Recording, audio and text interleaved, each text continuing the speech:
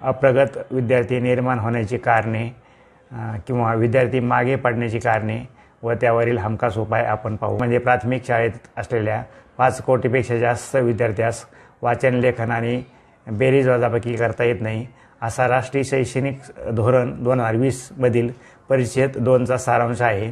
काही जागतिक संस्थांच्या सर्वेमधून इतर अनेक देशांच्या तुलनेत भारतीय विद्यार्थ्यांची गणित व विज्ञानातील संपादन पातळी सर्वात खाली असल्याचे दिसते।